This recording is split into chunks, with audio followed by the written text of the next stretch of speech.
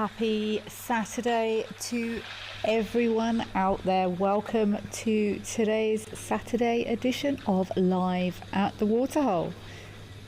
We are indeed live at this fabulous waterhole here in Oldonyo, up in Kenya. My name is Kelly. I'm going to be with you for the next couple of hours. Looking forward to seeing what our cameras have to offer today. It is Saturday the 26th of July and it's 12:31 here in sunny South Africa. Although I believe there may have been a bit of rain down there in Joburg, but here in the Lowveld it's still lovely and toasty. Please do remember, we are very much live and interactive for the next couple of hours. Send your questions through to wildearth.tv/questions. We love to hear from you. We love your questions, your comments, your thoughts, your opinions. They are all valid. We will get through as many of them as we can over the next couple of hours.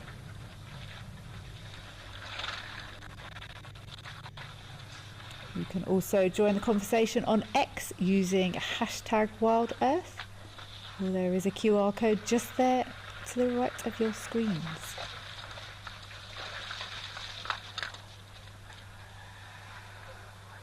You're welcome to send your questions and comments through via WhatsApp +27 786 302 336. It's actually my favourite part of the show, is hearing from everyone, where you are, what you're up to. The crucial part of the conversation. If you've sent something through before or you've never done it before, you are all very, very welcome.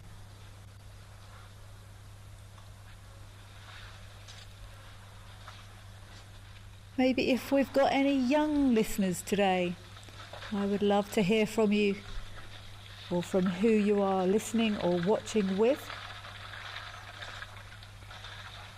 You are the future of conservation, so I would love to know that we have a few under 18s joining us today as well. Please ask whoever you are watching with if they can maybe get in touch. We would love to hear from all of you.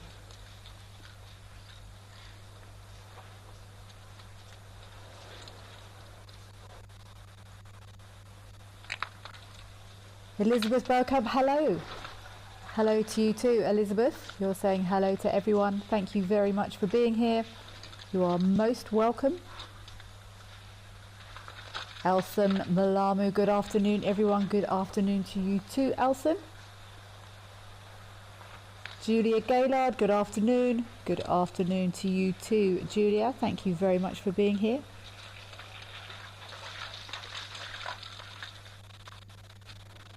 I would love to go and have a look at a crocodile coming out of the water at Tower if we could. I'm getting a little bit involved in these Tower crocodiles lately. We have been seeing some interesting behaviour from them that could be indicative of a chance of crocodile eggs at some point. There's been lots of activity here with these crocs at the Tau Waterhole, Tau Game Lodge up there in the northwest province of South Africa.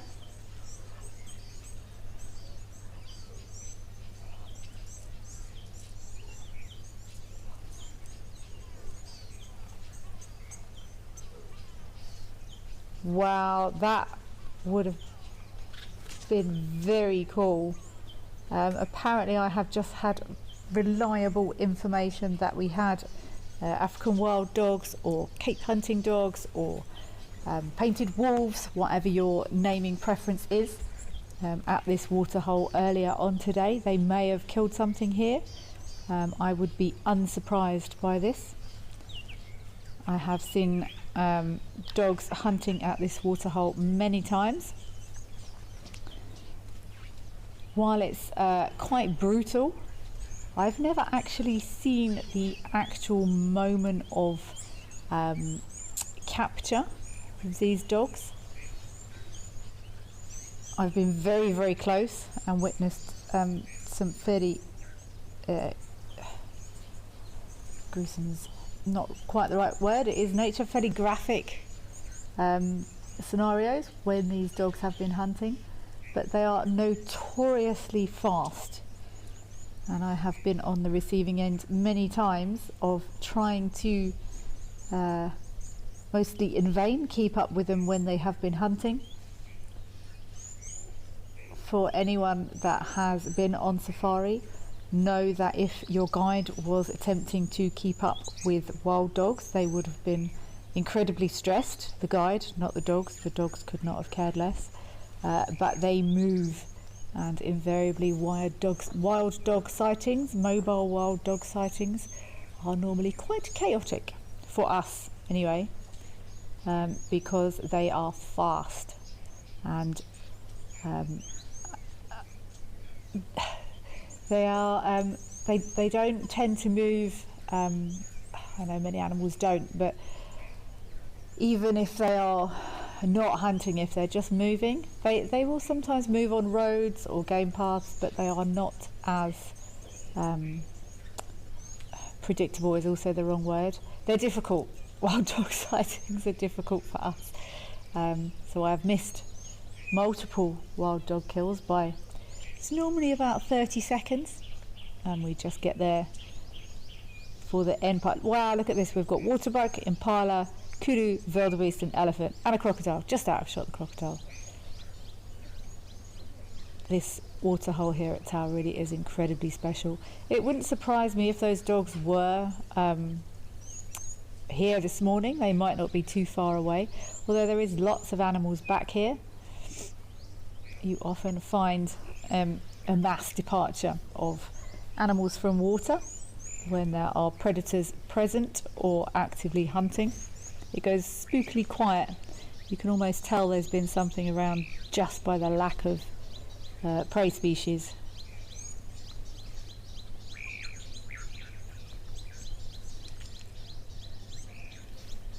Elizabeth Beaucamp, you had a bit of rain and thunder and lightning in North Carolina yesterday as well. We do sometimes get a bit of winter rain here in the Lowfell. It's unusual, but yeah, it's not impossible. Pippa, hi Pippa, thanks for checking in. You and your 11-year-old daughter Freya are watching. Her favourite animal is hippos. Freya, thank you so much for joining in. Thank you so much for watching, and I think I might be wrong, but we might be able to find you some hippos a little bit later. I think that's a brilliant idea. Freya, let's see what we can do for you. Let's head across to a location that I have seen a lot of hippos at. Let's see if they're there today, Freya. I think we must keep our eyes on this this Tau waterhole. Hey, Freya, wouldn't you know? Oh, look at those two little ones as well.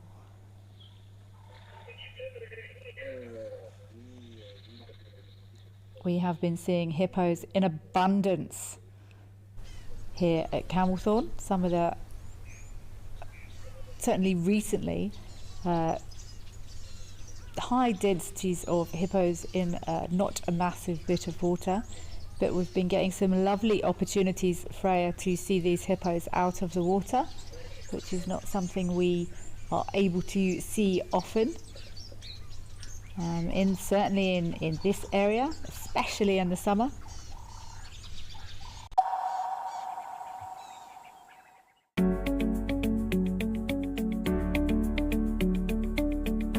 Hi everybody, looks like we have just located on a beautiful leopardess known as Tlalamba.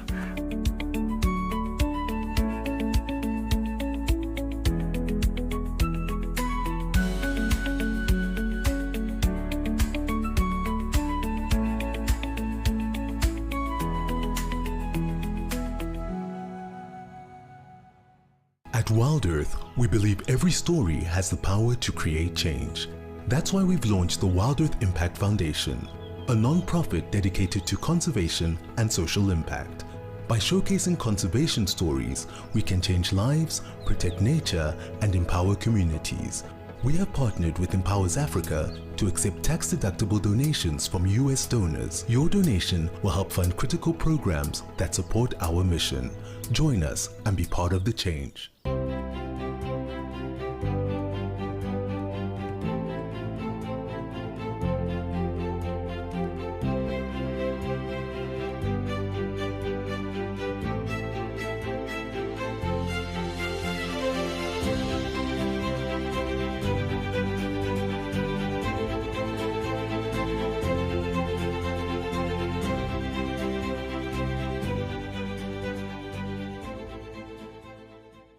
Welcome to Safari Spotlight.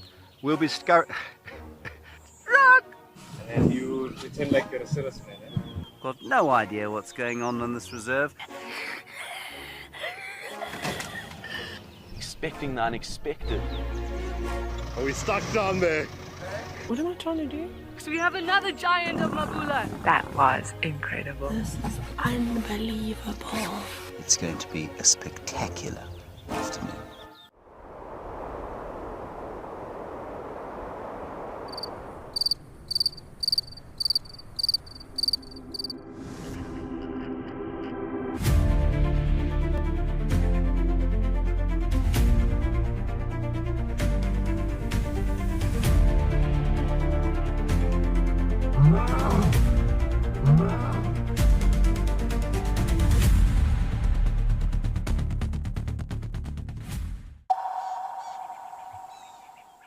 Of why the hippos come out of the water every night and spread their dung so everyone can check for fish bones and make sure they haven't been sneaking any fish while they've been in there. And indeed they don't. They'll occasionally have a nibble of some aquatic plants. Ah, look at the little cute hippos. And there have been records of them having a little bit of a nibble on carrion or carcasses or dead stuff, but very infrequently. If someone said, what do hippos eat, my immediate response would be grass, and they come out and they feed at night normally, although when it's cool like this they will come out, spend more time out of the water during. It says hippos only come out of the water at night. We must send them to this camera because they are very much regularly out of the water here at Camelthorne. Elizabeth, you're saying very shocking to see wild dogs catching food. It is quite shocking. Anita, sorry, Elizabeth, but it is what it is. It's nature. Good afternoon, Anita. Thank you very much for joining us this afternoon. Deb D, hello. I hope you are well. Thank you for being here again, Deb D. Wow, it's very early in the morning where you are there in Pennsylvania. Thank you for starting so early. I hope you're settling nicely, having a morning cup of coffee and a biscuit.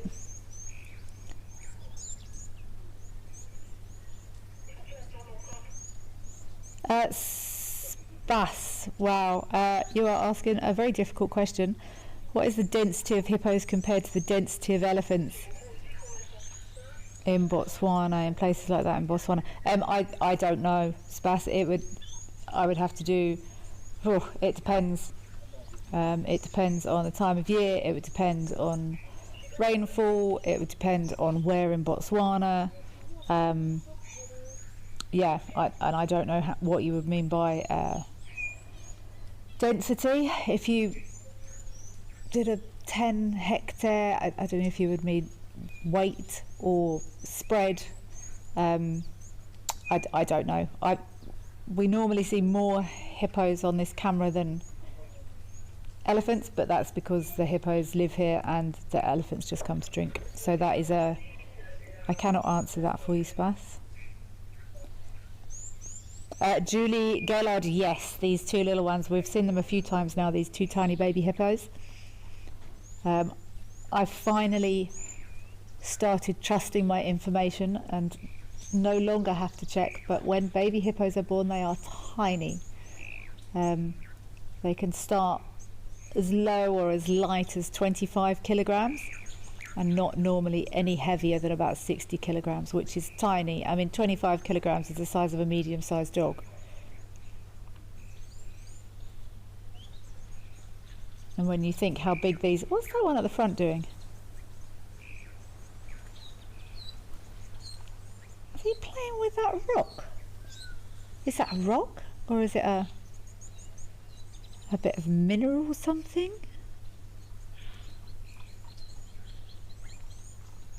I wonder if that's not a bit of mineral rock or something that's been put there for them.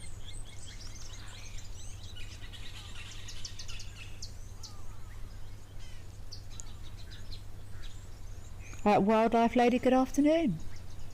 It is nice seeing all these hippos out of the water here, wildlife lady. It's a really nice opportunity for me anyway to observe them and try and get a better understanding of reading hippos. I'm not going to lie, I do struggle. If you lined up 5 animals and said, what is that animal feeling?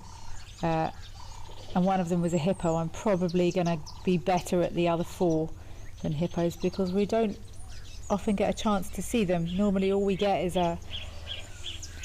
eyes and nose and ears. And well, you can tell an awful lot of how animals are feeling by their behaviour, watching their postures and their facial expressions, often looking at their ears. Are their eyes hard? It's certainly much easier when you can see an entire body.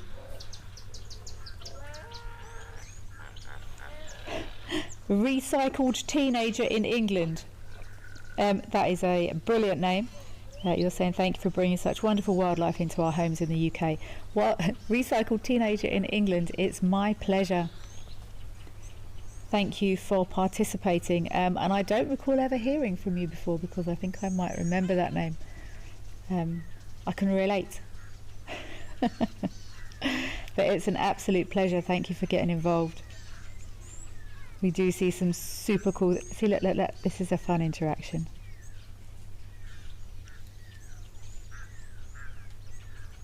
That, to me, almost looks like either a younger animal or a female, compared to the one on the left. That snout, that nose looks very, very broad.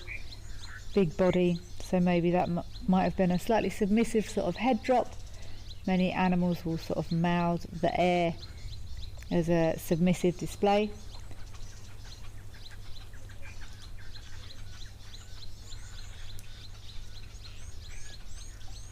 Mayesh SA, good afternoon to you too. Thank you very much for being here.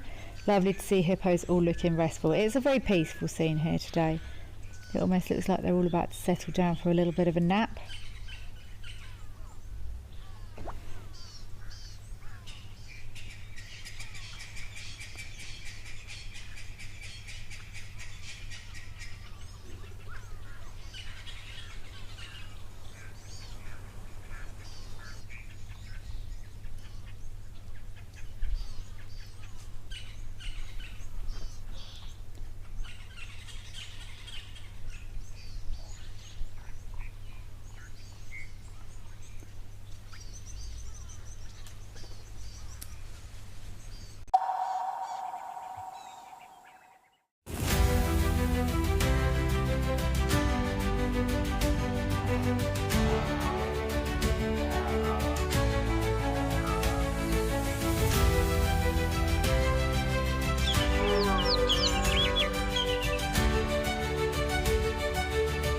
This is an unbelievable afternoon.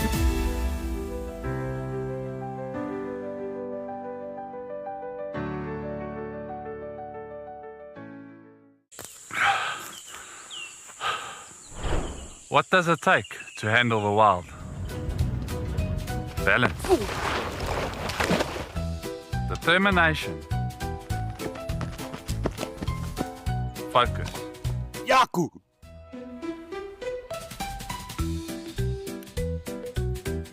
And gear that can take a beating, so you don't have to.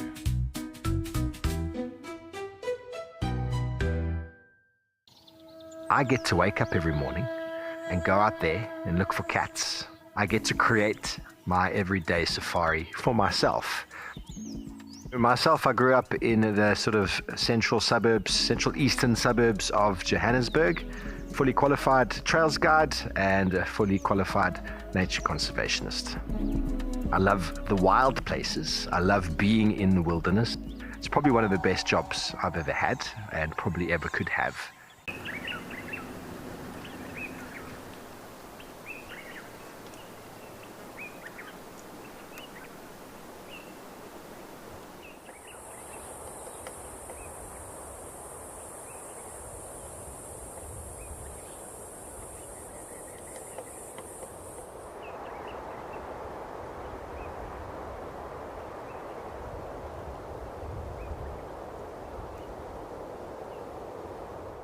Out here, every moment counts. As a Wild Earth explorer, you won't miss a thing. Watch the Wild Earth channel ad-free 24/7 and rewind if you want to catch something again. Enjoy behind-the-scenes videos, fireside chats and early access to travel offers. It's the best way to stay connected and be part of the Wild Earth family.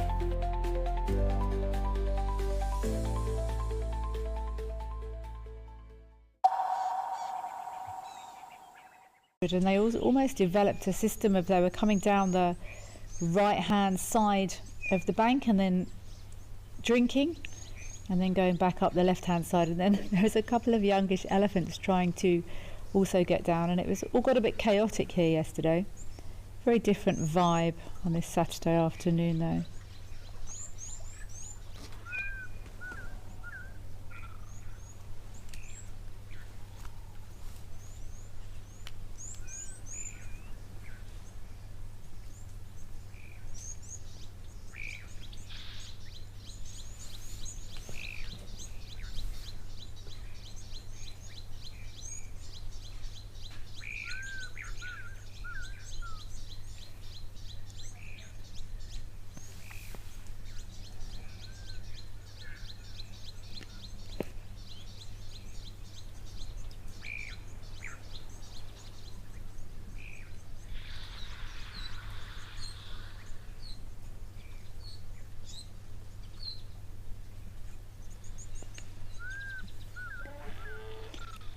Limbury B, thank you very much with your insight zoomy information. Yes, I think these hippos have had some hay sometimes in times of drought here, so I'm sure they are loitering, because this is maybe where they've found some food before.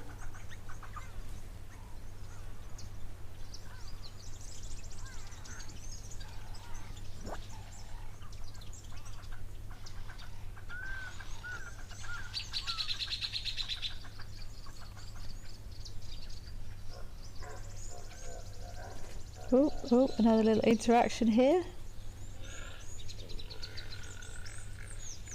It's actually really interesting watching hippos interact out of the water. It's not something we get to see often.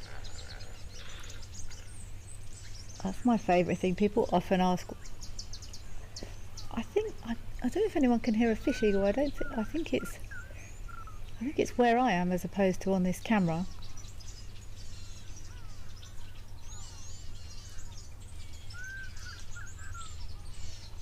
Oh, okay, thank you very much. It's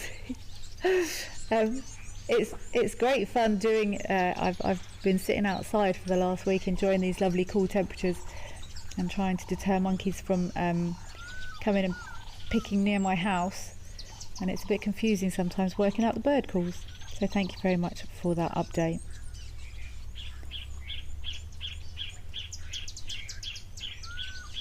Eagle Lover, you're asking, hello, hi. If big zebra herds daily use this waterhole, how will it affect the water level and the hippos? That's a really good question, actually. I'm not totally sure of this. There is an inlet here, so this isn't a natural pan, so water is pumped here.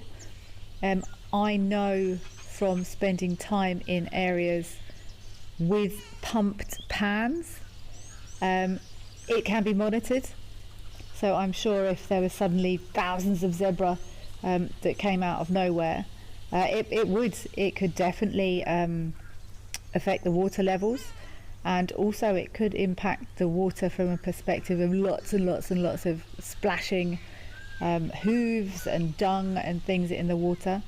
But in this scenario, where this is a pumped pan, I'm fairly sure whoever has done the research and the conservation studies and the environmental impact studies on this area would adjust the water accordingly, I would imagine.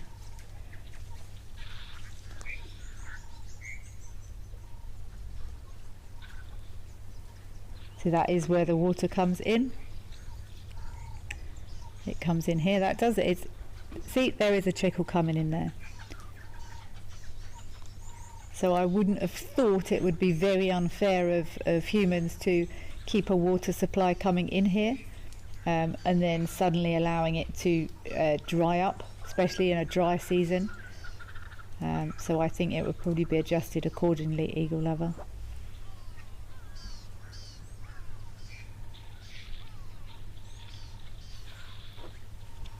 Elizabeth Beaucamp, are the hippos adapting to the sand and the sunshine because there isn't much water?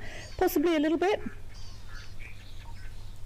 But we do see hippos out of the water, I know, even in this area.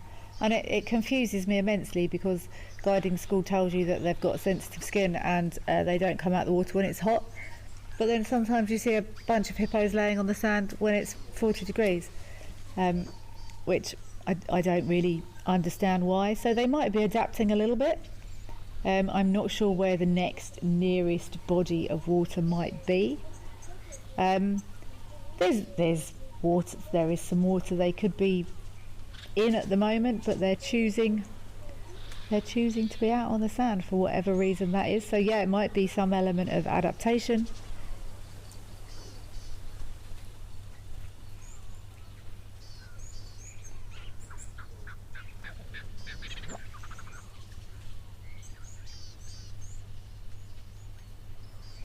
Sandy Franklin 69, you started a bird list a few days ago. You're hoping to see some this morning. Bird list on cameras. I can't believe you've only just started one, Sandy Franklin 69. That's outrageous. I was actually tricked into starting a bird list about 3 years ago. I've told the story before, but short version. Someone said, I've always enjoyed birding, but I didn't have a list because I know myself, and I knew I would get a little bit obsessed by it, and someone tricked me into starting a bird list. So I only started a Africa bird list like 3 years ago, despite the fact I've been here 13 years. It gets addictive, Sandy Franklin 69. But now I know you have started a bird list. Are you, Sandy Franklin 69, are you doing it just on site, or are you also taking birds on solid sounds? It's a key factor. Purists will always say that, well, real purists say for a bird to count on their list, they need to see it and have managed to photograph it. That would show key identifying features. that would mean I've seen about 4 birds. But generally the rule is to be allowed to add it to a life list. You need to have been able to identify it by sight, which isn't always easy on these cameras, I'll be honest. I think I probably need a fancy posh HD laptop, which I don't have. I'm often seen, I'm glad you can't all see me, I'm often sort of seen squinting at the screen trying to work out what our bird is. Or if you would be able to accept birds from a solid, reliable call, you must let me know and I will try and give you some help. Catherine, thank you. You hear a fish eagle that's there. There's often one around. I've also seen a fish eagle here. I think it was here that... Is it a fish eagle? I'm sure I saw a fish eagle here that looked like it was hunting along the shoreline, which was a bit weird. But I often have a fish eagle flying over here as well.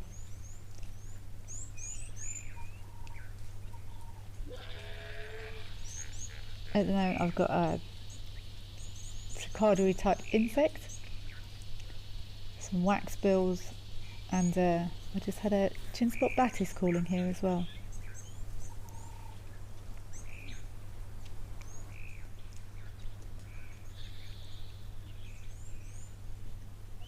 We actually did a little birding walk here yesterday.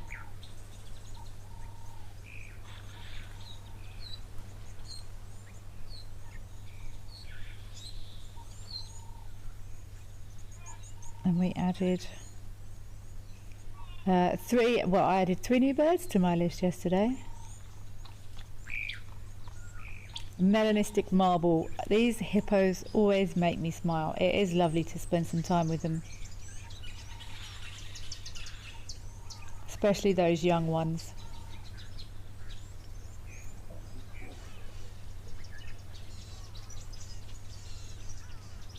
Melanistic marble. I'm glad they make you smile.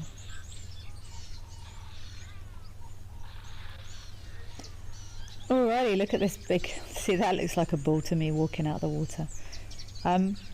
Let's head over to Moella. I'd like to check in on those zebras over there. I feel like their numbers might have been reducing a little bit. I could be wrong, but let's go over and have a look and see how we are doing across at Moella.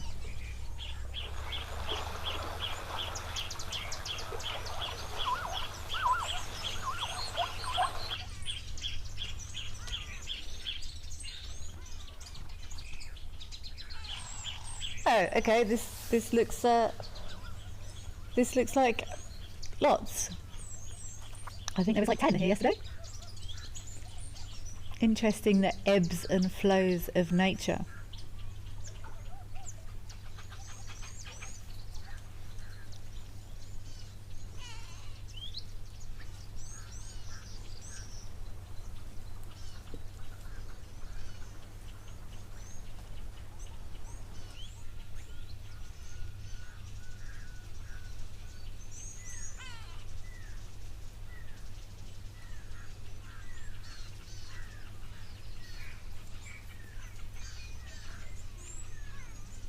That all gathered around that. It actually looks like quite a clever design. It almost looks like there's a water pipe coming in, but there's cement around it.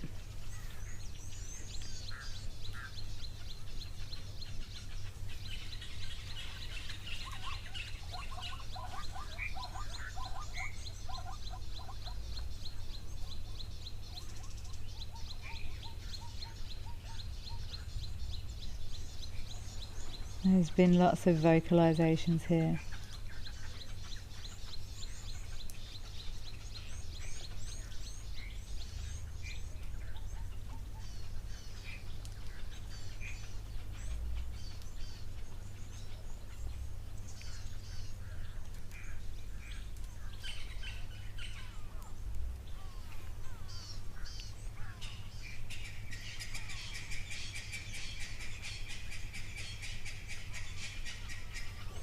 So these zebra, ultimately this is a part of the Buteti River. Goes from the from the Okavango Delta and through the Mahadi Pans.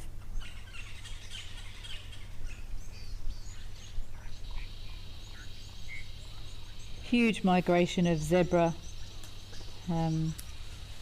many plain zebra or birchwood zebra, also joined with some wildebeest. We often see those wildebeest here. I think there's a few in the background, but certainly in lesser numbers.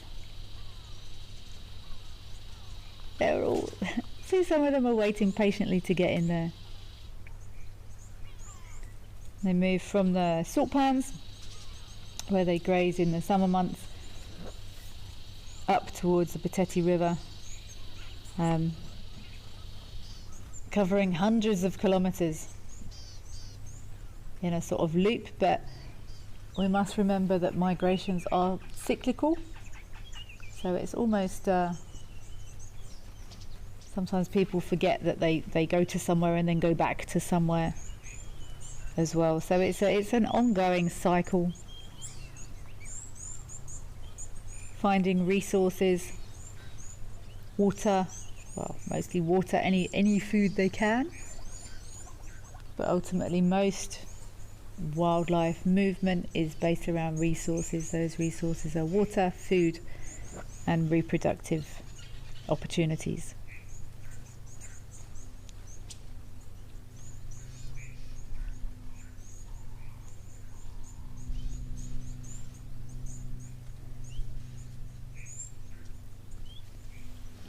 Elizabeth Beauchamp, yes, it is amazing seeing all these zebra. It was weird. There was sort of like 10 here yesterday, but they seem to have increased in numbers again.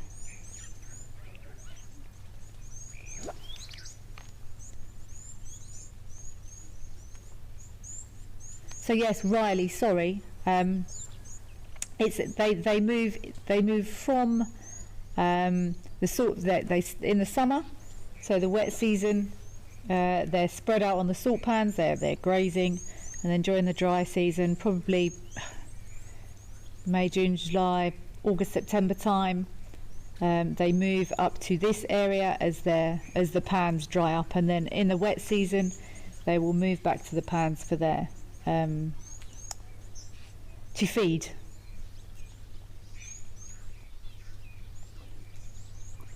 So it's basically backwards and forwards.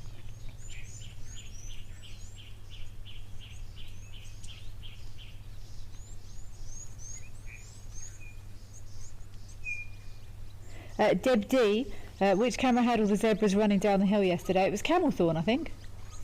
It was weird. I've seen a few zebra there before, but it was hectic yesterday. There must have been. There's probably over 100 zebra there yesterday on that Camelthorne camera. Yeah, it was the Camelthorne camera. So the one where all the hippo just were, that was a wash with zebra yesterday, with two adolescent, well, if not adolescent, relatively smallish elephants getting heavily involved in chasing them around.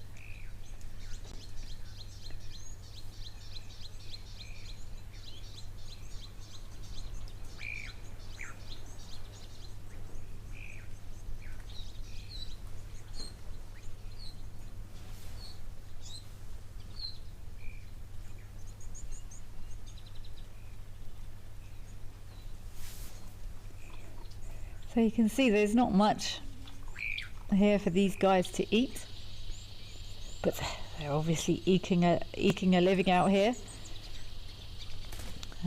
It mystifies me how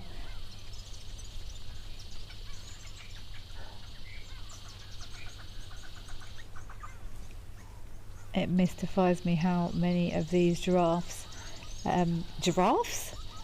animals in general, I mean, manage to eke out a living in the leaner seasons. But yeah, I think let's go over to El Doño, see who we have gathered there. It's very unusual that there is nobody there. Let's head to El Doño and get an update.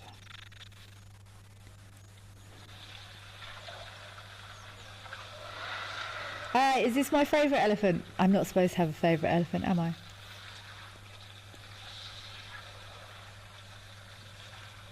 I want to see this little. I need to see him from the front though to know if he's my favourite.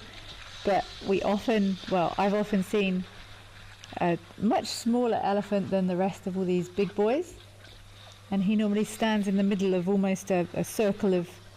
It always looks to me like they're having a meeting about its future or something, imparting knowledge. I was going to say I'm sure they're not, but I've got no idea. Maybe they are. But he's got the most perfect tusks. So I need to see him from the front to confirm if it's him.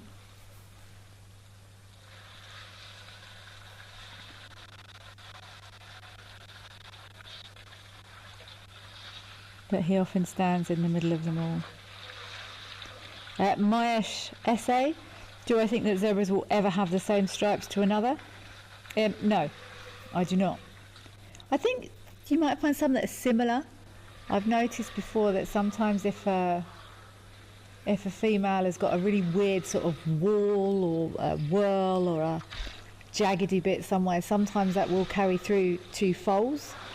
I've noticed females and babies stood next to each other before with similar odd markings, but I think there's just... Sorry, I missed that. Just go again with that, what you just said in my ear.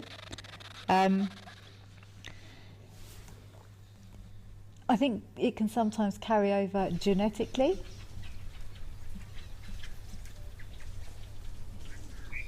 Excellent. You say in my ear. This made me laugh the other day. Watch these marabou storks. I found these marabou storks very entertaining the other day during this feeding. They look quite awkward. There's only one here today, but I think there was 3 the other day, and they were just sort of they were sort of going, could I excuse me, could I have some if I could just get a bit of that. They looked very awkward. They looked like they were trying to be polite in a massive pile of these vultures. This is mad, this scene. This vulture feeding time. See, look, watch this marabou at the top. I'll try and go in here.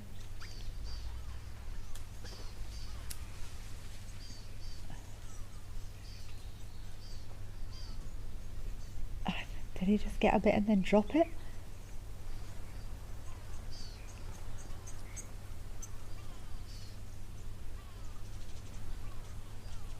Oh, look, he did. That marabou just got another bit and then dropped it again. It makes you realise how massive these marabou storks are when you see them stood next to vultures, hey? And vultures are big. For years, we've shared virtual wildlife. Now, let's experience it for real. I'm Lauren Arthur, and I'd love to show you my amazing home here in the Greater Kruger of South Africa. This 5-night journey is an exclusive connection to my piece of untamed Africa. I live here in these gorgeous landscapes surrounded by epic wildlife. The wild is calling, so come and join me. The Wild Earth Impact Foundation is a non-profit that uses the power of wildlife storytelling as a force for good. We create sustainable development projects that showcase conservation stories, empower people, and inspire environmental action. As a registered South African PBO, you can make a tax-deductible donation to the Wild Earth Impact Foundation. To find out more, visit our website. Best sighting I've presented, I found myself with wild dogs. We chased the dogs around, chased them around. They ate an impala, we got the end of that. Then another impala went into Gowrie Dam down the road there, and the wild dogs went around. Eventually the impala came close to the bank. One wild dog went and grabbed it and then just pulled it out and just did what wild dogs do. It was an emotional experience, but it was very, very special.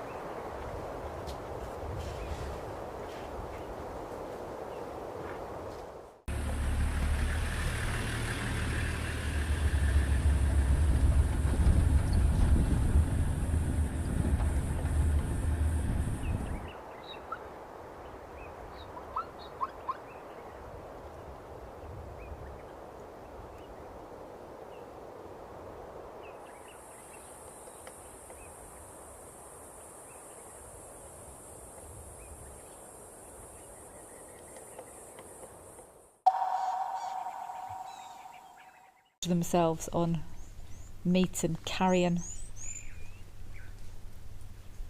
We didn't get quite such a good view of those marabou storks. Those marabou storks up to about 1.5 meters. so the size of me, basically, maybe a little bit shorter. Huge birds, and it really gives you some perspective when you see them stood next to vultures, which are also pretty big. They tower over them.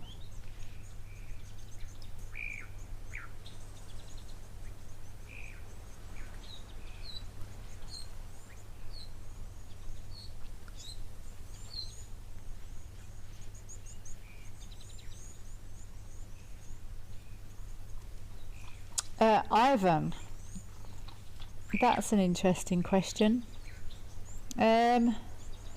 Is there a link between age and less aggression in wildlife?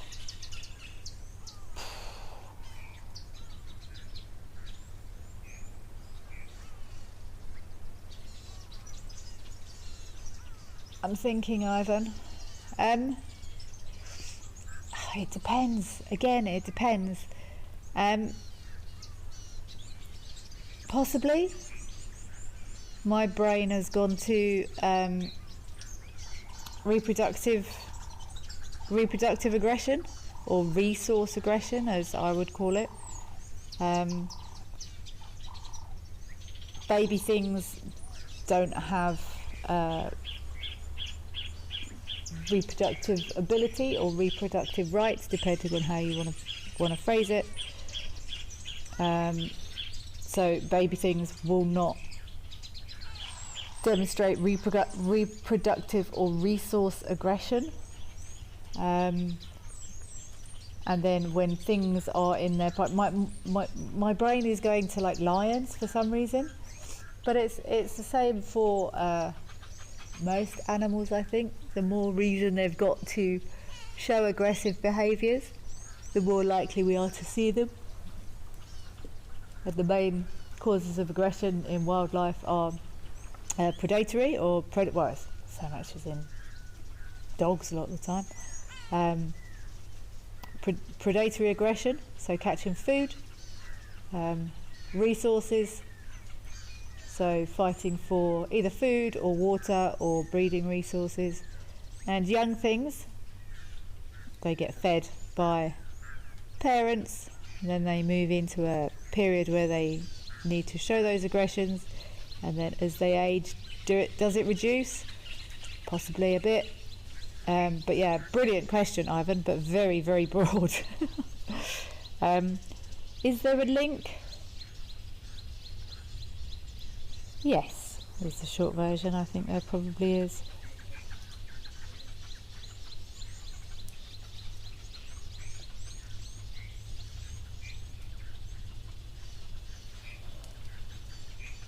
Wildlife lady, feeding time. Love to see these vultures and marabou storks. Excellent to watch. It is. It's a great spectacle. But no, I really did enjoy watching those marabous sort of lope around awkwardly the other day. It was quite funny.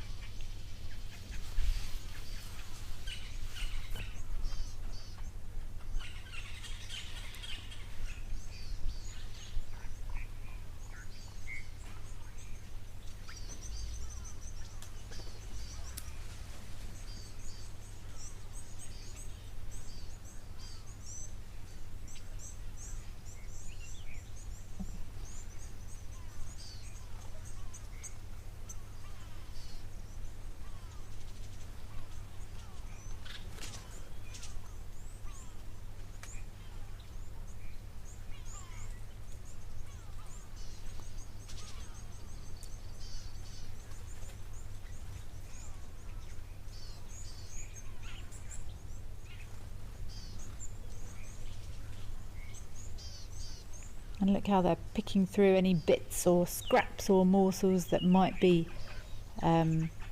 left over. So all of these vultures, they'll have a different sort of function or place in the food chain. Those hooded vultures, you see that one that's just stalked off at the bottom. Quite a blue face, quite a lot of blue on his face. It goes pinker as they mature. They've got little sharp needle-like beaks, and they will be exceptionally good at picking up any little scraps or leftover bits and pieces. Karen, good afternoon. Your lateness is completely forgiven. Thank you very much for taking the time and making the effort to join us. You've just missed vulture feeding. We've had some hippos out the water. We've had Freya discussing her love for hippos and her teddy hippo.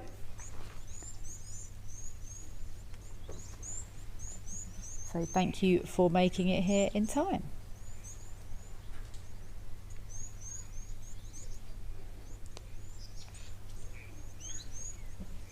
Jackie, there are quite a few different types of vultures here.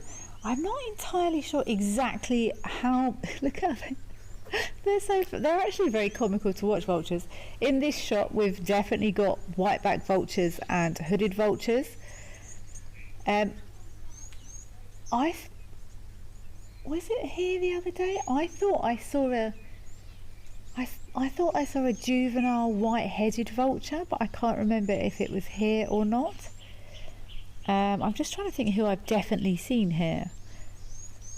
I think there's been Cape vultures here, but I find it notoriously difficult to see the difference between Cape vultures and whiteback vultures unless they're standing next to each other. They do look very similar. Cape vultures are bigger and slightly more pale, and if I see them stood side by side, I'm fine. But it can be quite tricky to tell the difference. I don't remember seeing a leopard-faced vulture here. That doesn't mean to say they haven't been seen here. But the most common culprits are the hooded and the white-backed.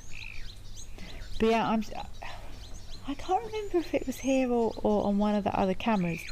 I had a long public discussion with myself as to whether or not something was or was not a juvenile white-headed vulture.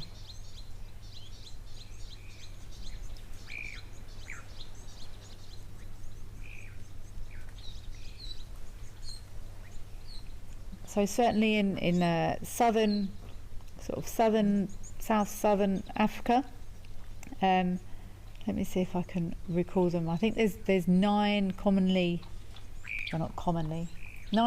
species of vulture. Let me see if I can remember them. Bearded, Egyptian vultures are very cool. Bearded vultures are very cool. Unless I'm mistaken, I think. God, I haven't watched it for ages. There's an animation that I can't remember what it's called, and I think one of the main characters was actually a bearded vulture. And it was like, what was that film called? It was a animation with loads of birds, and it was brilliant, and it was actually incredibly accurate. Anyway, bearded vulture, Egyptian vulture, palm nut vulture, they're the three most unusual ones in my opinion. Then you've got your Cape vulture, your white-backed vulture, and your white-headed vulture, which are sort of kind of similar that I see fairly often.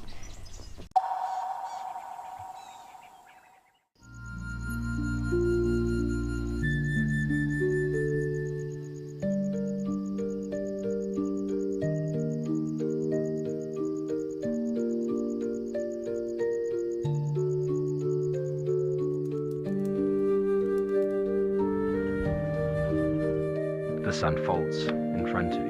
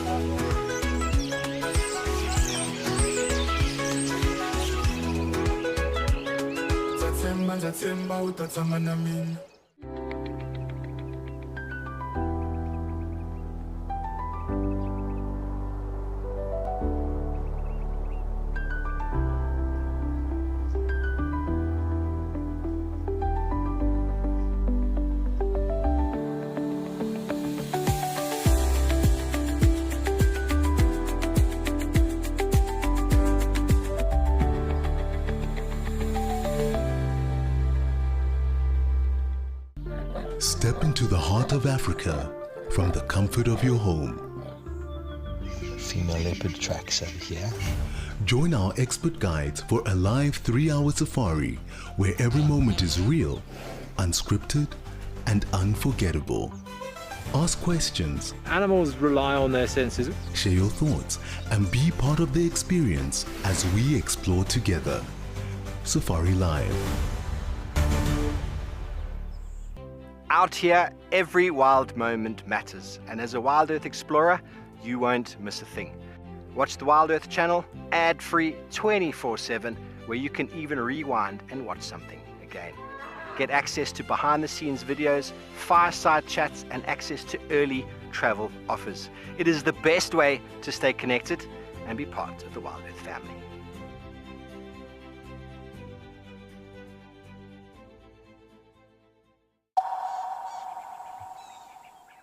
Correct. Elephants can vomit, but very, very rarely do. I was correct that horses cannot. There is no neural pathway in horses to allow them to vomit, and their vomit valve does not go two ways. So that's interesting.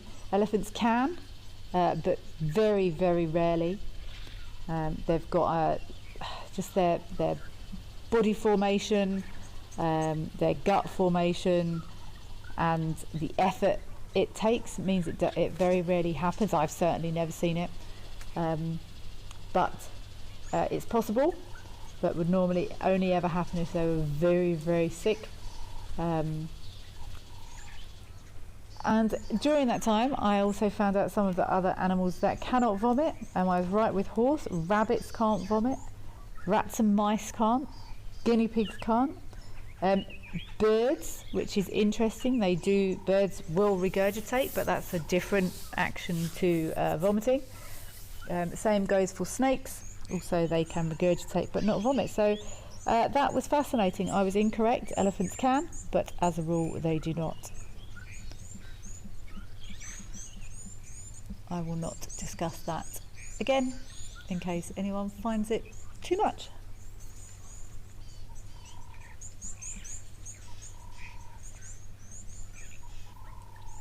Oh, brilliant question, Lucy Cordy. Why are vultures and hyenas called the cleanup crew? Because they do an excellent job of removing any they do an excellent initial job of cleaning up, tidying away any decaying carcasses, any rotten flesh, any rubbish found laying around in the bush. They play quite an important role in preventing disease, and they are great at disposing of leftovers effectively and efficiently. That's why they're called the cleanup crew. I say they are the first crew in. They are indeed the first crew in, but then lots of other things also get involved, all the way down to insects, butterflies. Yeah, nature has an incredible way of keeping everything spick and span. Botflies, are they botflies? When I say botflies, I don't mean botflies that you find around zebra and things.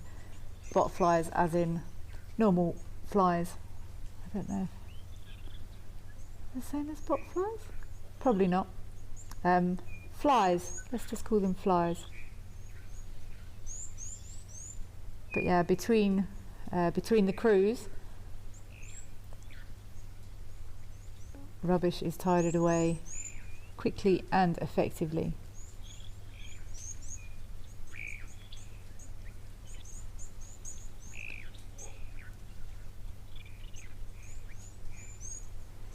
This is much more peaceful than it was yesterday with all those zebra here yesterday. Very sedate.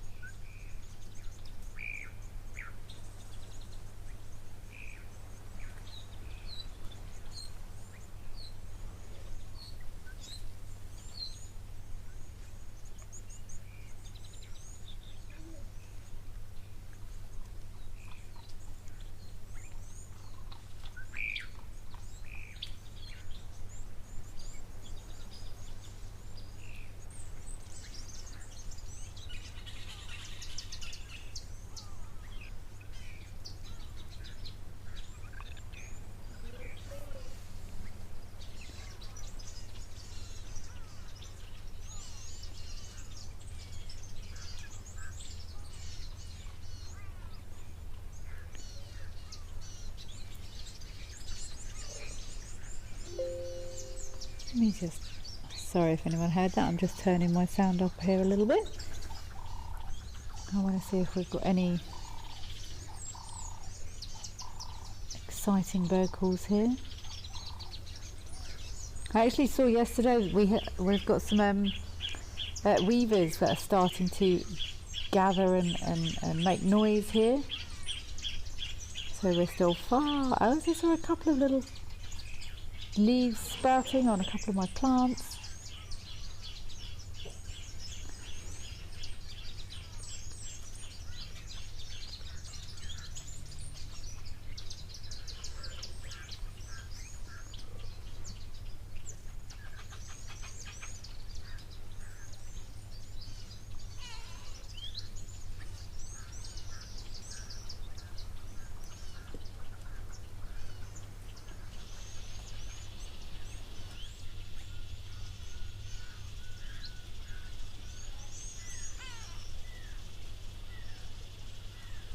Very peaceful Saturday afternoon here. It looks like everyone is sharing this water brilliantly.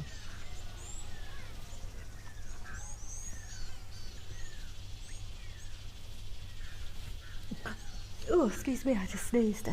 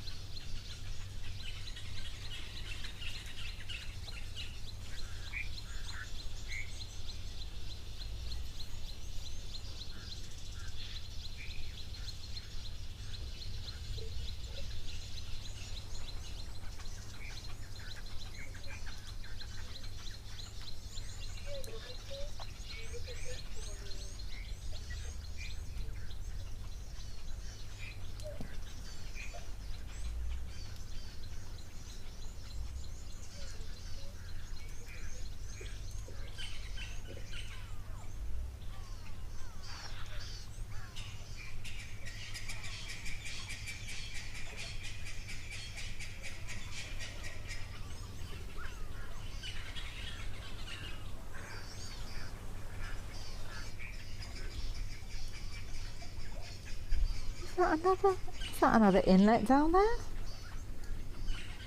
Or is it just a good bit of mud at the bottom there?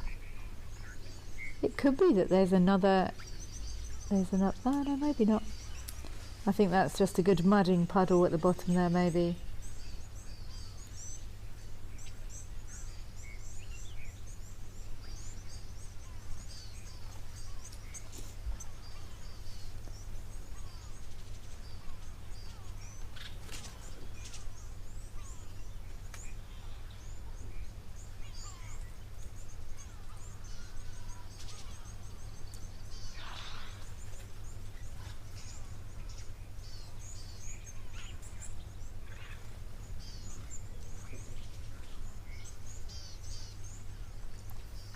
Yeah, I think that was just a slightly different mud consistency on the far right there. It looks like the one on the left is going to have a water splash first and then move on to that mud. Maybe we'll see some dusting afterwards.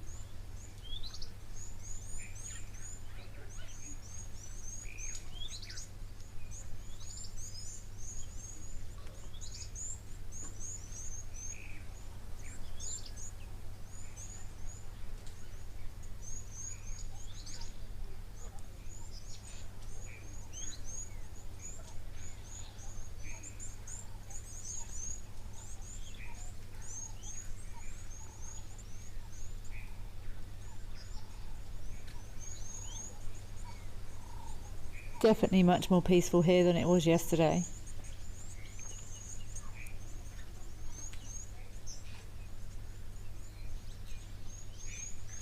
I still haven't managed to work out who is responsible for digging that croc cave.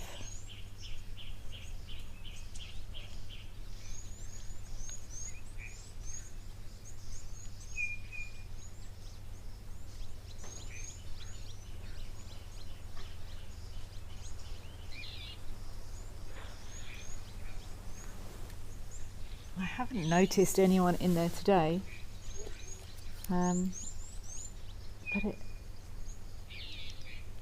but it's quite a big excavation,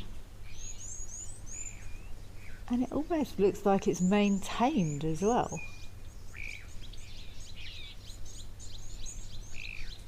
I've been trying to rationalise who might have initiated and is currently maintaining that little excavation in the bank further along to the left there, where we often see that crocodile. Well, sometimes see that crocodile.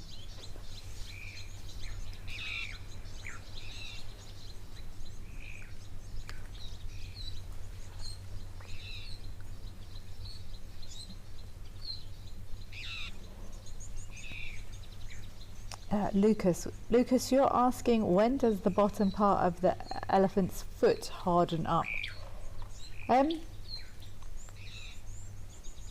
It's just over time, really. I don't think there's a specific sort of age where it's soft and then it goes hard. I think just that, you know, as they're walking, after they're born, those feet become a little bit more solid underneath. So yeah, over time, I think, Lucas. This is the croc cave I was just referring to. Here, crocodile trail, or trail up to that cave. And while I have no doubt it might be maintained by crocodiles, there is a crocodile sat in there yesterday, and there is no... I was just going to say, there is absolutely no way it could have reached the top of that. There is crocodile. I'm trying to think who would have dug it and who maintains it. Most of the digging animals I can think of wouldn't be able to sort of reach the top of that entrance with their feet, and it looks like it's been sort of fashioned as opposed to knocked with horns or tusks or anything else.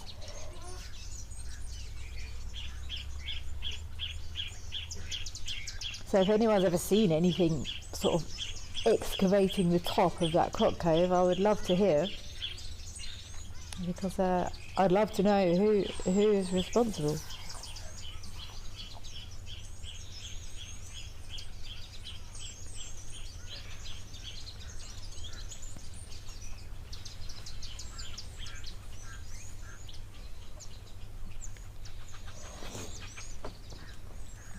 Let's head across to Moella. It does feel to me like there's a few more zebra there than there was yesterday. Love to have a look at some of the interactions we've got going across there. Big numbers means big interactions.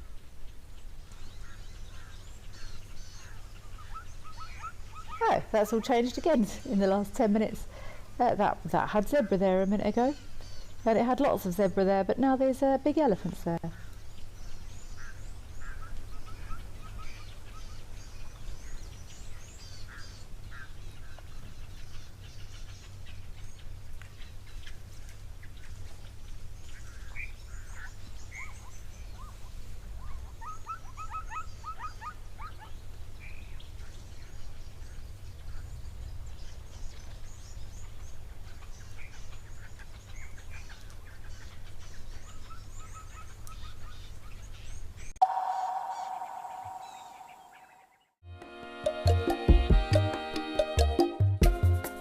My name is Amy, and today we're going to be doing things a little bit differently.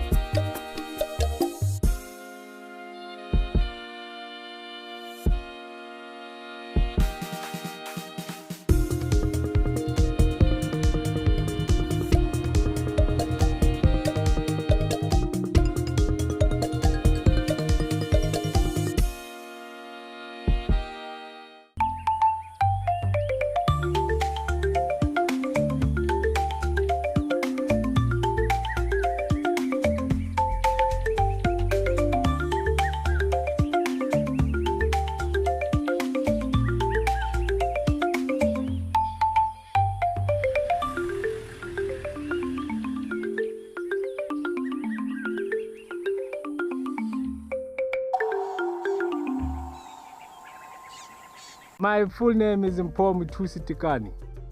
I grew up in Soweto. My first animal that I filmed said the dog. Okay, no, wait. My first animal that I filmed, I think it was an impala. Best sighting ever, I would say it was actually this year, 2024. But it was at this Cedric when we had Mulwati and TP on a warthog kill. I think we have to cut it.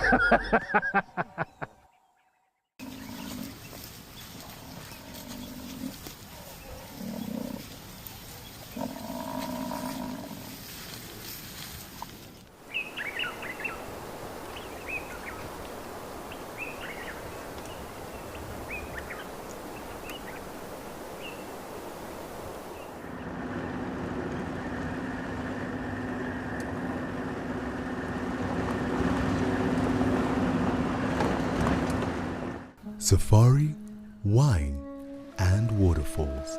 The ultimate African adventure. Sip South Africa's finest wines. Experience a world-class safari among Africa's iconic wildlife. And stand in front of Victoria Falls, one of the natural wonders of the world. All this can be yours with Wild Earth Travel, where Africa comes alive.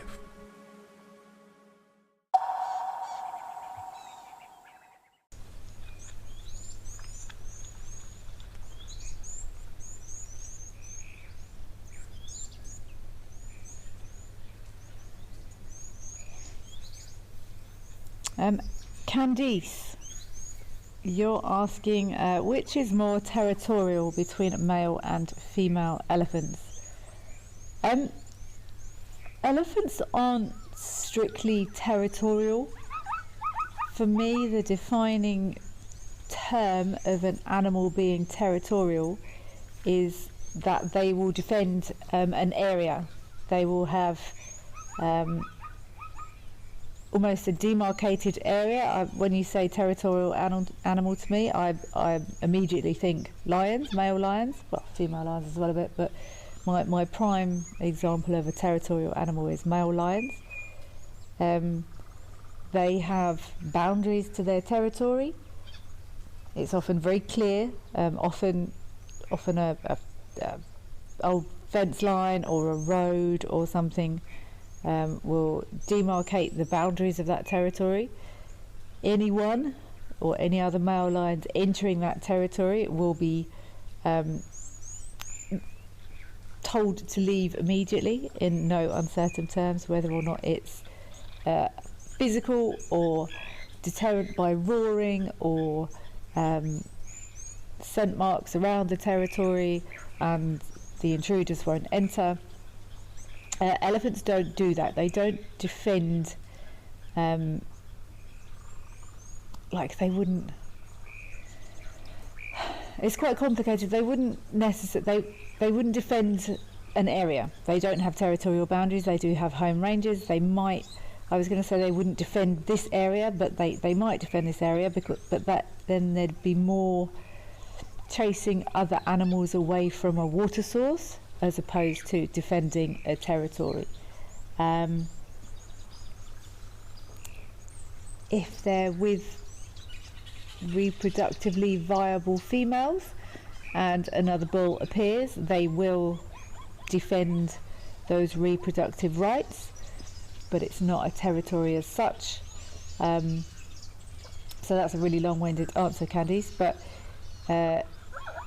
for the defence of things, let's say, males, because they are more likely to be defensive of things than females. So they will be defensive of females. They are possibly more likely to be defensive of resources.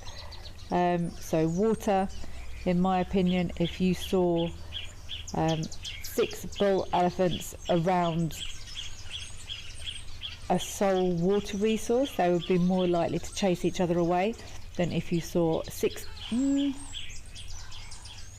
Yeah, probably then if they would be more likely to chase each other away than 6 female elephants would, because female elephants live in a very closely knit, bonded herd structure of family members, sisters, youngsters, aunties, cousins, and they tend to get on quite well. Unless they are defending a little one, then they will chase away anyone if they need to. That was really long-winded, Candice, but there you go.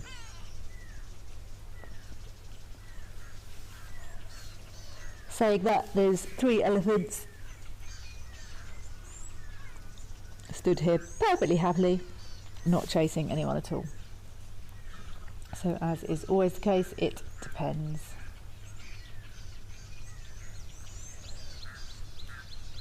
Elephant movements and we know quite a lot about elephant social structure. There's been many studies of elephants over the years.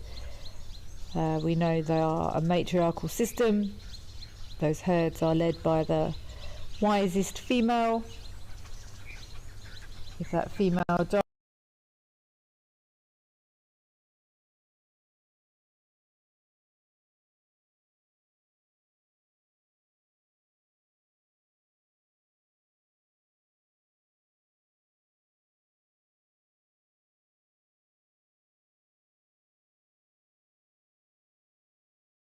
animals. Science is advancing at rapid rates. There's zebra making space. And we're finding out new information all the time that often makes scientists and conservationists go, huh, wow, I've never thought of that, or I didn't know that was the case, or well, I didn't expect that to happen.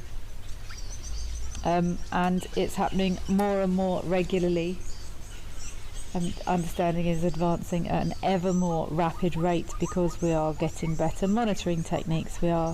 There is more funding for conservation projects. We have aerial monitoring, we have radio monitoring, GPS monitoring, all these things that we didn't have 20, 30, 40, 50 years ago.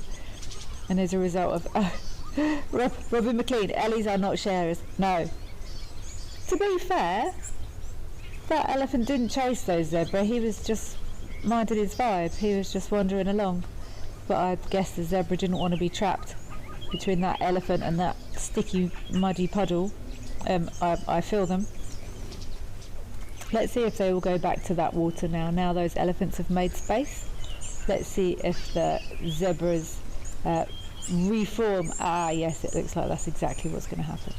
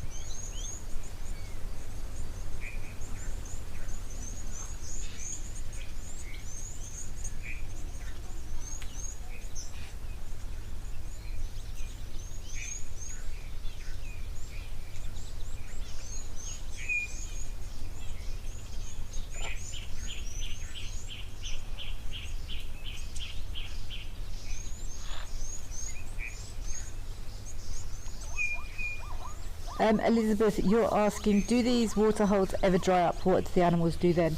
These little pans, you can see there's a concrete structure in the middle. This particular bit of water we're looking at now is human managed.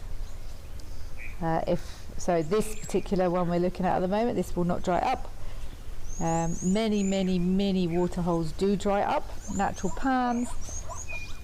In the rainy season there's water everywhere, and then when the rainy season finishes, everywhere gets much drier, and the animals have to move. They either have to move to try and find alternative water resources, and if they can't, then they die, basically. It's one of nature's ways for managing populations. But yeah, everything needs water. Some animals are more adapted at surviving in very arid conditions than others. But this, you see that, Elizabeth, you see that sort of bit of concrete in the middle there? There's actually a pipe in there.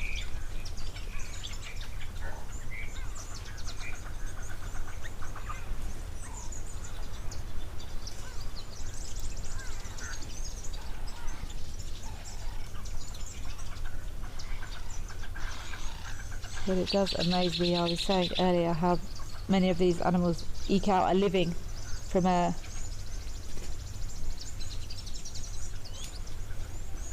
what often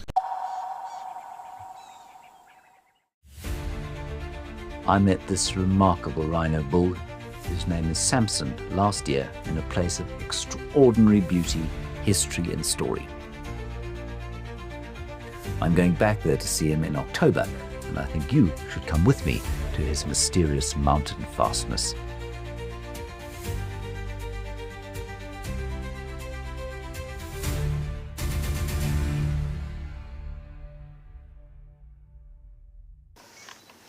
Even a hyena coming into the action as well now. Oh my word! She's stalking the hyena now. Leopard, hyena, lion, all together in one shot. Oh.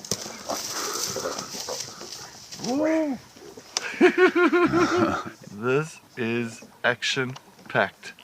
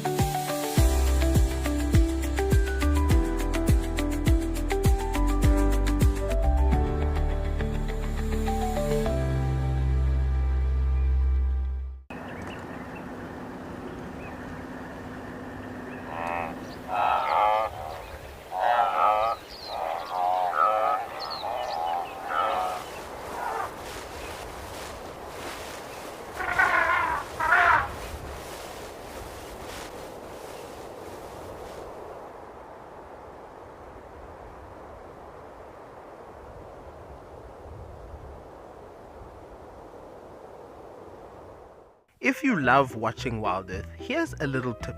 Become a member. You can gain access to the channel ad-free, you can rewind and re-watch sightings, and you can join our Tuesday live safaris. There's also behind the scenes videos, fireside chats, and every Safari Live episode, whenever you want it. It's just a better way to stay connected to nature.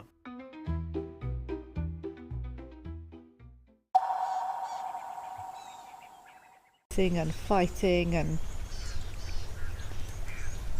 expending unnecessary energy when you're not getting good food resources, not getting good nutrition. It would be foolish to expel unnecessary energy.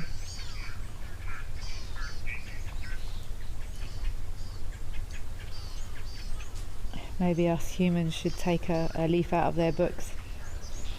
Save your energy for something more important than unnecessary fracas.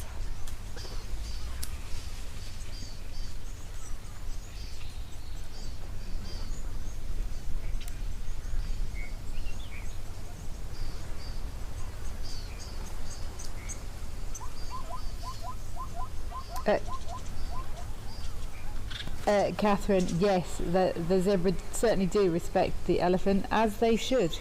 One flick of that trunk could result in very serious damage to the zebra. All very peaceful here at Moella in Botswana. Let's go across to Vic Falls.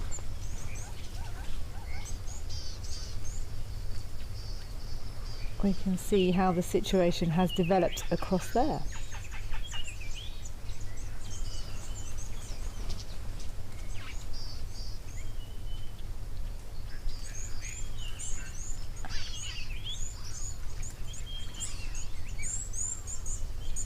See, these three birds here are, yeah, these are all hooded vultures, much smaller than their white-backed cousins. What are they doing? There's a feather flapping around there by the looks of it, unsurprising.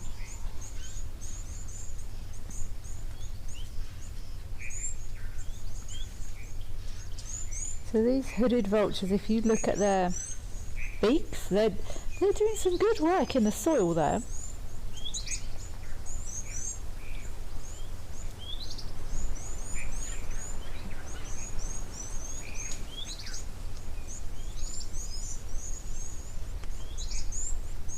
So while these hooded vultures are primarily scavengers, the same as many vultures, I think there's been a couple of records of leopard face killing something, but it's very, very unusual. Certainly normally scavengers, so they will take things that are dead already. But these hooded vultures will also feed on termites.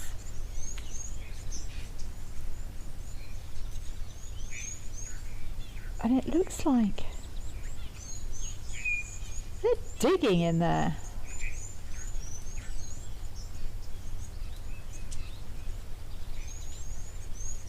So while at first glance you would think they were hoovering up whatever was left earlier, let's just watch and see what they're actually doing here.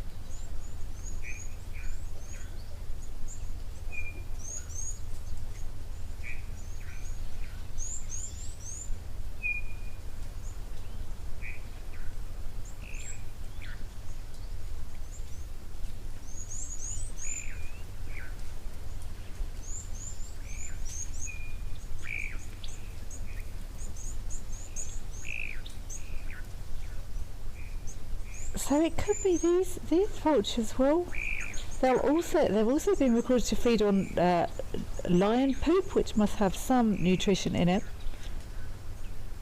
But it looks to me like they might be digging for termites or something here, but it looks like they're foraging. But they're definitely trying to hoover up something there. Lovely to see these hooded vultures up close. Often these looks like juveniles, still got quite a lot of blue on the face there. Huh. Interesting behaviour from these hooded vultures. Let's go across to Stony Point. Haven't been there for a while.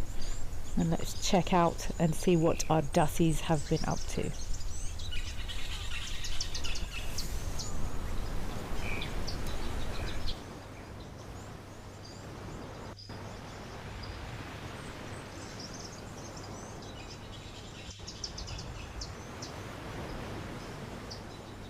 Disgruntled Dussie time.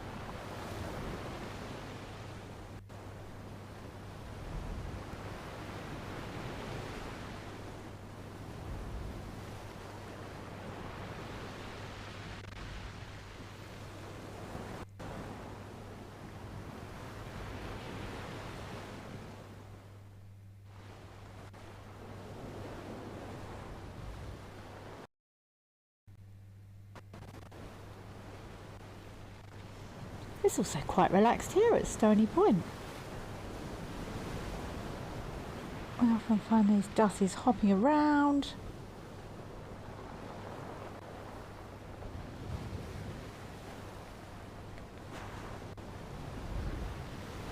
Sometimes grooming, but they're looking very relaxed here today.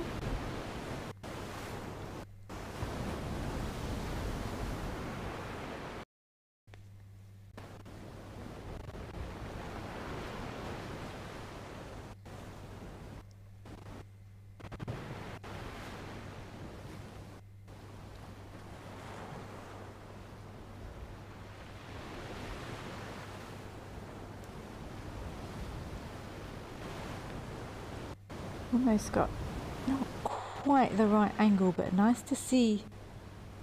Dussies have actually got quite, they're not quite sticky, but their feet, their little underfeet. Show us your underfeet. Ah, there we go. Show us your toes. They're almost sticky, like not with fluid, but they've got adaptations on their feet to help them with climbing and bouncing across those rocks. Well, these rock dussies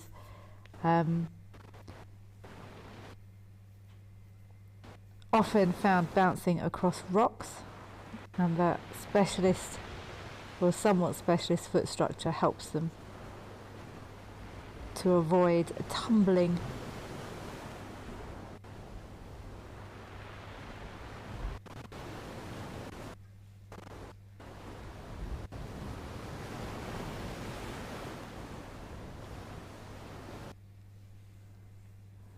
They'll also almost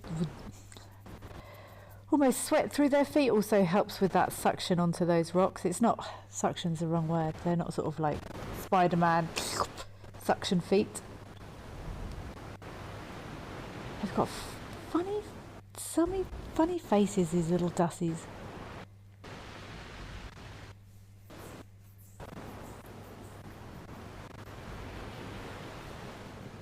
Cross between a little bear .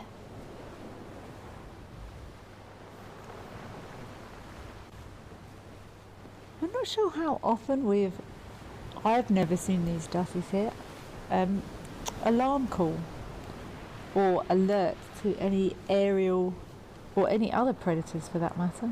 But it's very peaceful here today at Stony Point. Mandy, they're certainly very still today. Dussies actually struggle with a little bit, well obviously they're mammals, but they do struggle a little bit with temperature regulation.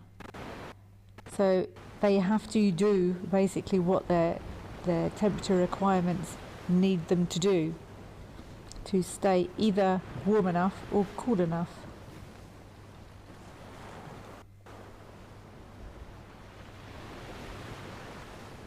And as we just said about those zebra, everyone else with limited resources, while young animals play, no one in the natural world really wants to expend any more exertion or energy than they absolutely need to.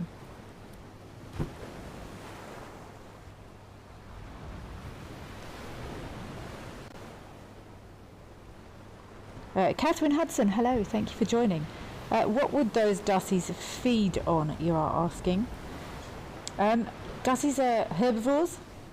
I had a long discussion not long ago with someone about whether or not they would eat eggs. But textbooks will say they are very much herbivores. They eat quite a lot of different things actually. That, like many animals, they'll eat what they can get. If it's got any source of nutrition in them, they mostly they eat a lot of grasses if they can. They'll also feed on bark and leaves and twigs on trees if they need to. There is a different species of dussie called a tree dussie. They're not going to constantly come down to look for grass. They will feed on what they herbivorous material they can get their little mouths on. They'll even eat some things like they have to some euphorbias or succulents, which is quite unusual in the animal kingdom. No one, well certainly not euphorbias, often not a top choice for herbivores. They will choose the highest nutrient contents possible if they can, but they eat whatever they can get really that's got anything nutritious in. They'll eat nice flowers if they find any flowering plants, herbs.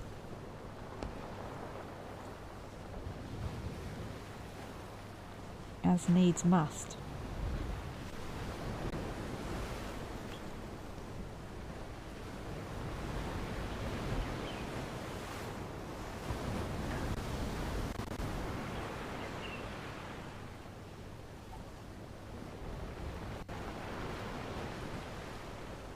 was just wondering if we weren't seeing some possible mounting behaviour there. I'm not actually sure when Dussie's reproductive season is, to be perfectly honest, but I do know that male Dussies have a very tuneful mating call, if you want, very specific to an individual.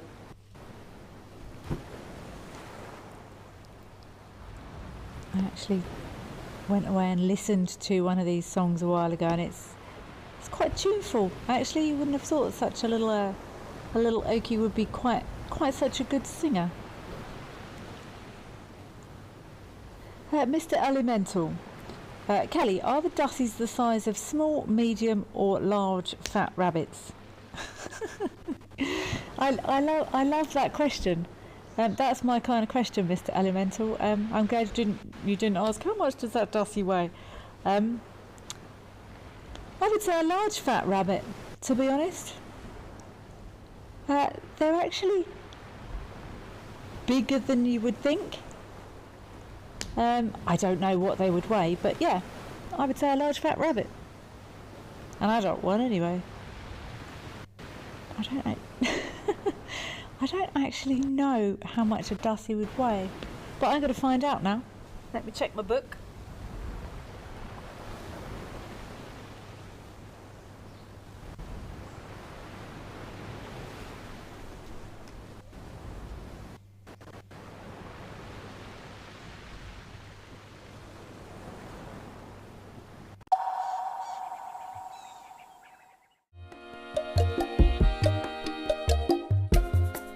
My name is Amy, and today we're going to be doing things a little bit differently.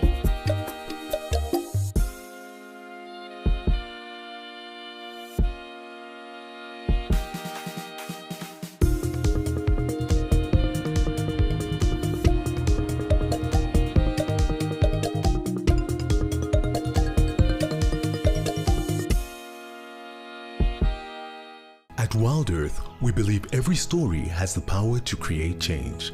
That's why we've launched the Wild Earth Impact Foundation, a non-profit dedicated to conservation and social impact. By showcasing conservation stories, we can change lives, protect nature, and empower communities. We have partnered with Empowers Africa to accept tax-deductible donations from US donors. Your donation will help fund critical programs that support our mission. Join us and be part of the change. My full name is Tikani. Best part of my job is coming to see nature. Worst part of my job is logging.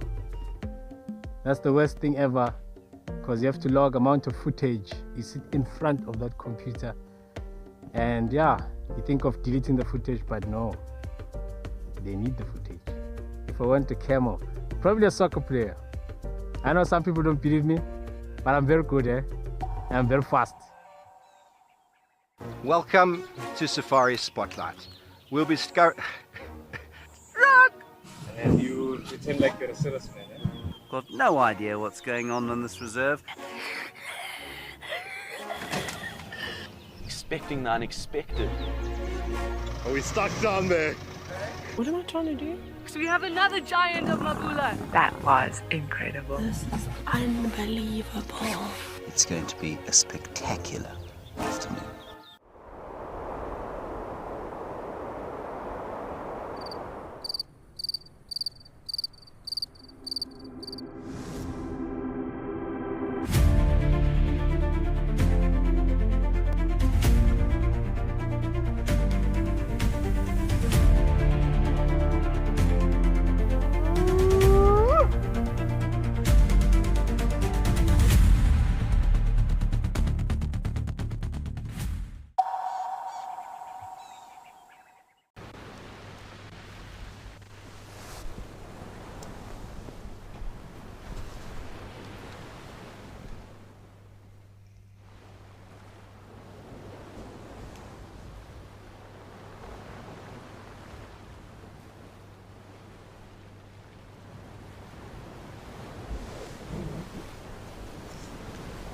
Okay, let's head across to El Doño. think this Dussie's going to be enjoying the sun here a little bit longer.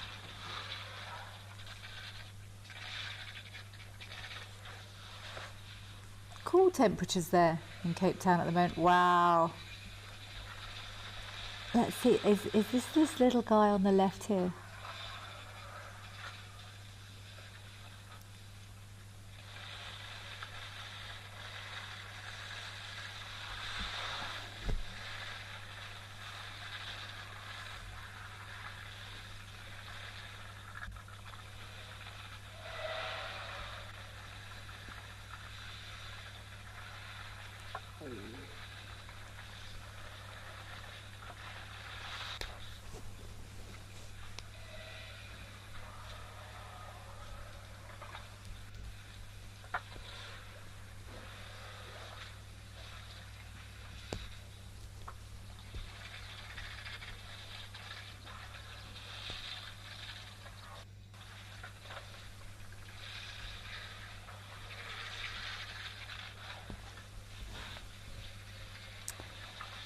I think that's an excellent idea. I haven't seen these little guys for a long time. I would love to head over to Hesk and find out what is happening with Tammy and her little ones. I don't know what's happening here.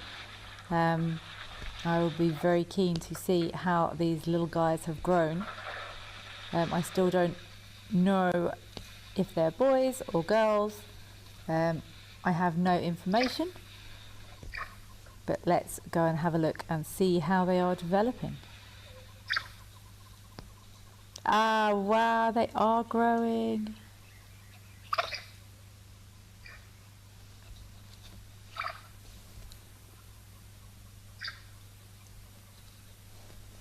I'm hoping everyone is still fine here. There was 4 little ones. But look how they're turning into, they're not those tiny little kittens anymore by the looks of it.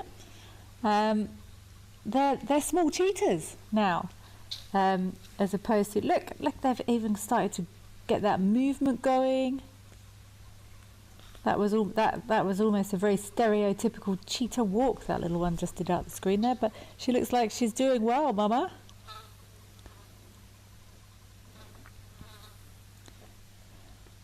So these cubbies were born 30th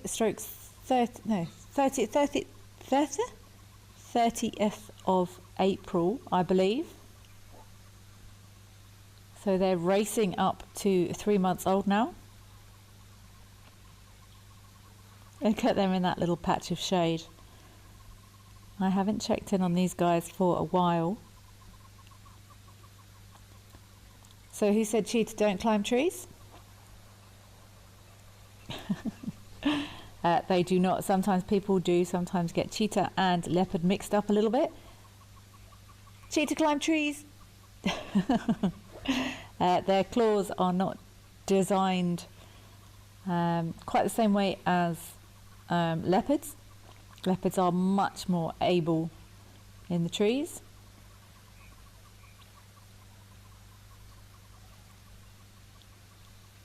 Still got that slither of silver fur across their back there.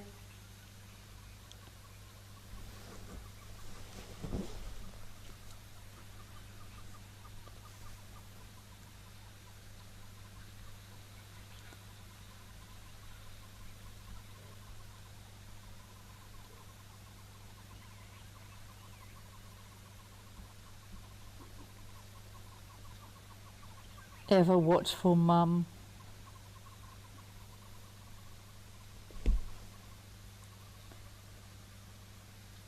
And ever heard the phrase, a leopard doesn't change its spots? I think it should be a cheetah doesn't change its spots, because look at that clear spot pattern. I personally think leopard have more rosettes, but cheetah have very clearly defined spots here.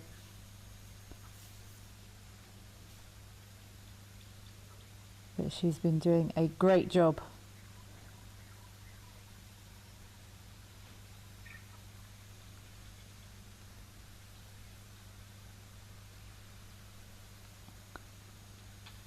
Wildlife lady, wow, they have grown up so much indeed. They have got big. It's an absolute pleasure to hop over here and have a look and see how they're going.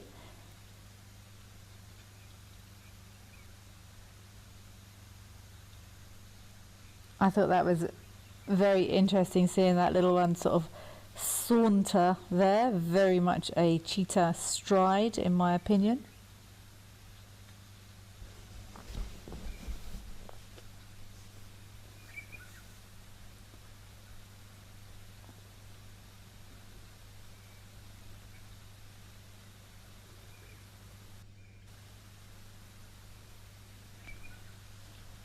Are you going to give us another little walk?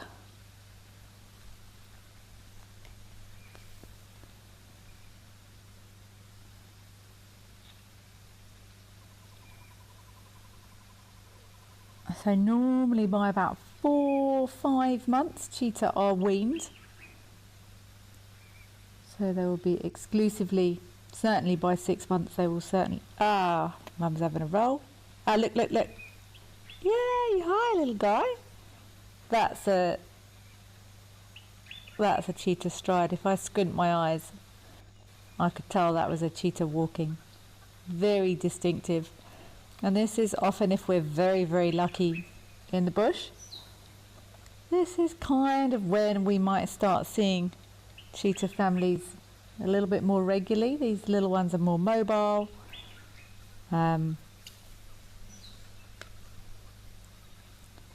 These young cheetahs will also be getting stronger, more mobile, more active.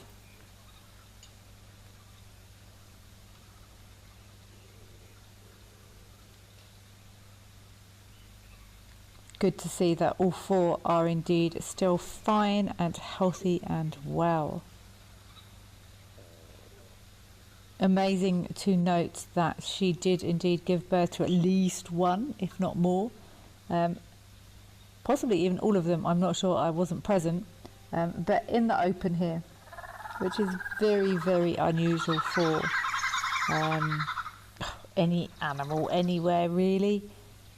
Certainly wildlife, when females give birth. Oh, Sandy Franklin 69, I can guarantee that was a green woodhoopoo calling, if you're still with us. If you would like to add green woodhoopoo to your bird list, if you don't need to base it on site. That bird that called was green woodhoopoo. Oh, now I'm doubting myself. No, it was. That sounded more like a woodpecker that time. But no, that first one was definitely green woodhoopoo.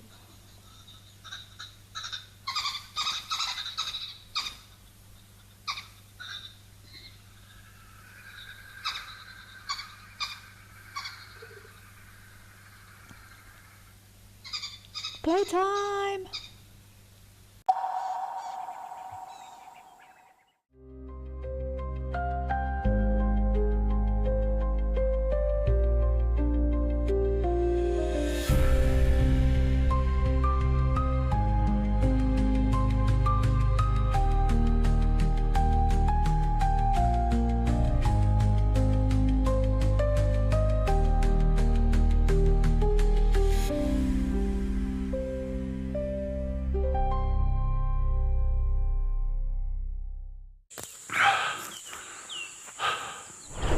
What does it take to handle the wild? Balance. Determination. Focus. Yaku!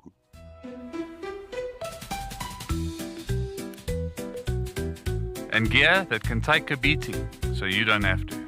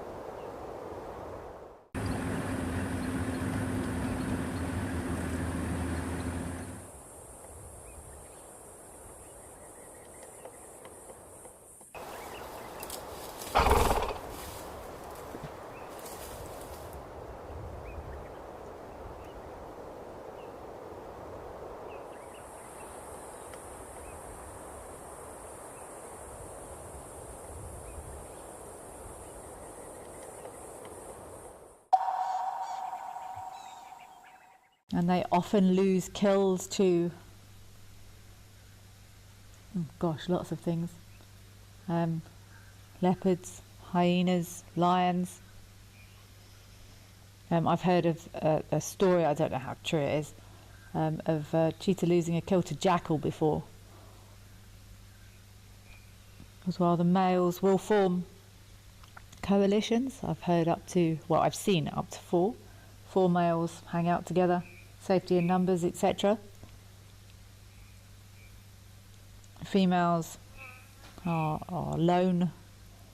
loners, they're lone cats. And if they risk injury, they can't hunt, they rely on speed. And if they can't hunt, they can't eat, and if they can't eat, then they die. So rather walk away, give up that kill, not worth the fight.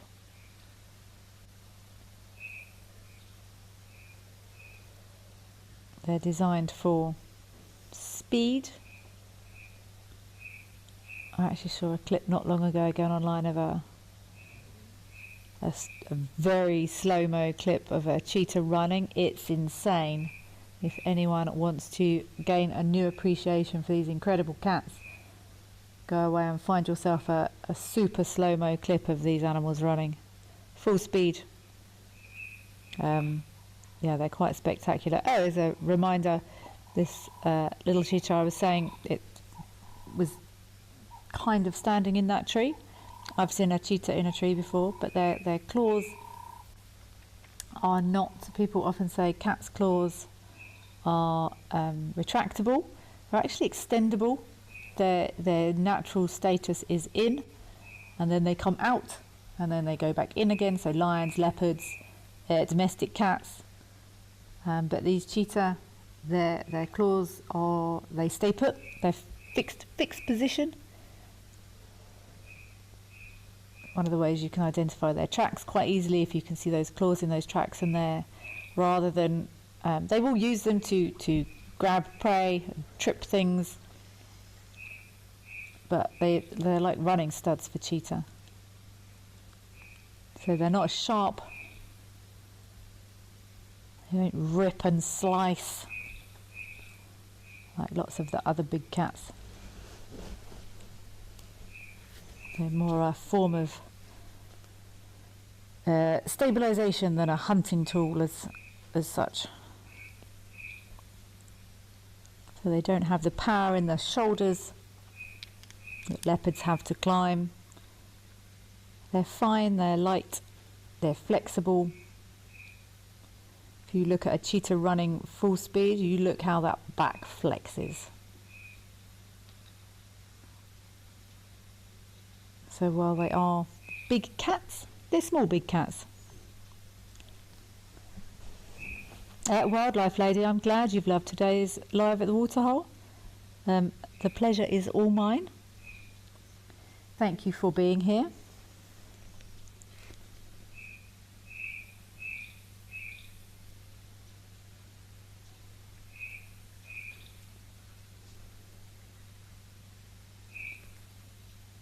Oh, look at that face.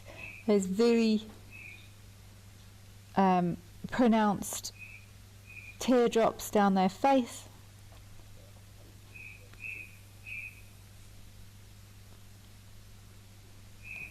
One theory behind those, some people call them teardrops, those black lines under the eyes,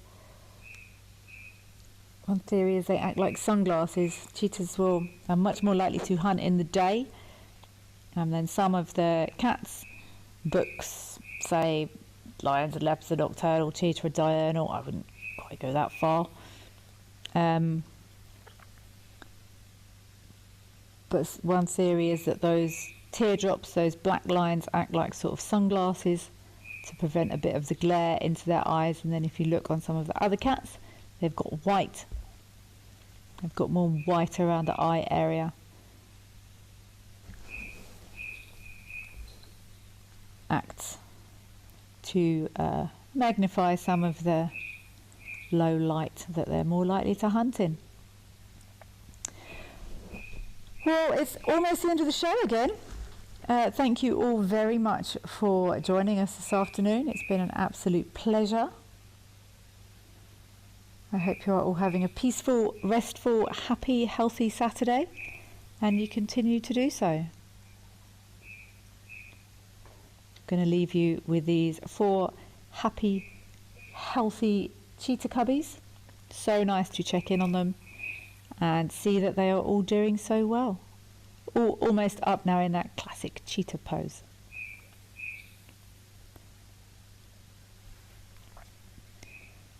I hope you all enjoy the rest of your weekend. It's been a pleasure being here. Thank you for joining us. Thank you for your input.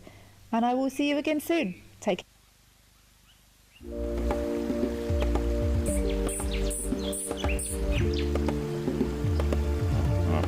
Welcome to Safari Spotlight. Come with us as we discover some of South Africa's most wild places, the Lowveld, the Eastern Cape and the Waterberg.